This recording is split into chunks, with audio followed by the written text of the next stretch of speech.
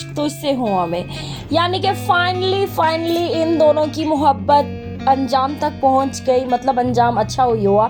Finally मैं बहुत ज़्यादा हैप्पी हुई कि इनकी शादी होगी। लेकिन नेक्स्ट क्या होने वाला है, तो भाई नेक्स्ट अब गुल की माँ मरने वाली है।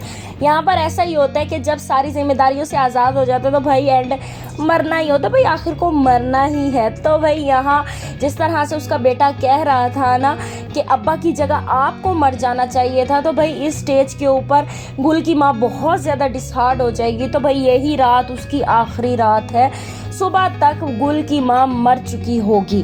अगर आपने मेरे चैनल को अब तक सब्सक्राइब नहीं किया तो भाई छेती से कर दो भाई। तो यहाँ पर क्या होगा कि यहाँ जैसे ही गुल की माँ मर जाएगी, और ये बात तो कन्फर्म ही है कि अब ये दोनों साथ हो गए हैं। उसकी माँ कह रही थी तलाक दो इसको, मैं इसको अपने घर में बर्दाश्त नहीं कर सकती। तो भाई जो ड्रामे करती रहे, अब कभी भी तलाक नहीं देगा अहमर गुल को। और रह गई ये नौशी अब बहुत ज़्यादा चालबाजियाँ करने वाली है। मुझे ऐसा लग रहा है कि ये तंग करेगी गुल को बहुत सारे मौक़ों पे।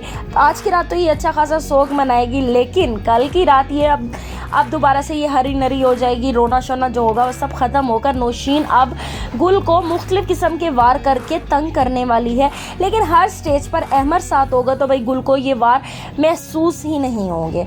तो यहाँ पर गुल की माँ जैसे मरेगी, गुल नेक्स्ट डे अपनी माँ के घर जाएगी, वहाँ पर उनसे मकलावे के तौर पर मिलने के लिए। तो उसकी माँ वहाँ पर मरी हुई होगी, उसको बस दफन शफन करके यहाँ ये बात वो क्लियर कर देगी कि भाई मैंने अब इन सबसे कोई ताल्लुक़ नहीं रखना, मैं अपने घर से निकाल दूँगी क्योंकि इन लोगों ने मेरी माँ को मार दिया है। तो भाई यहाँ पर ये गुल होगा, अहमर होगा, यहाँ पर तदवीन शतवीन सब होगा, ऊपर से सुरैया के घर वाले भी आ जाएंगे, तो वहाँ से नफीस भी आएगा। भाई ये बात नफीस बर्दाश्त नहीं कर सकेगा। वैसे उसकी बगैरत को गवारा नहीं था कि भाई उसकी बीवी, उसकी छोड़ी हुई बीवी किसी और के पास जाए।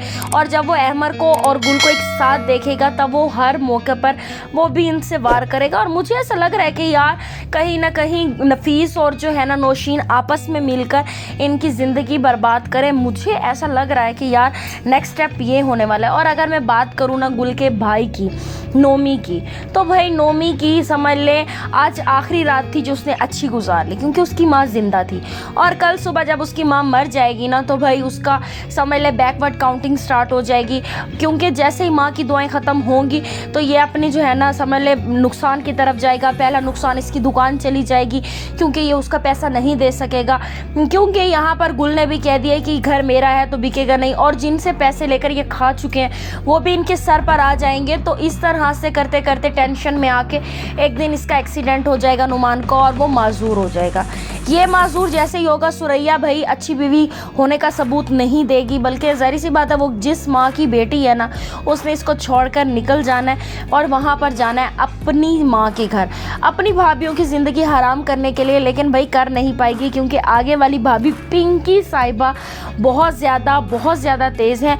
वो इनको थिगनी का नाच नचवाएंगी और फिर हमें इस ड्रामे का बहुत ज़्यादा मज़ा आने वाला है।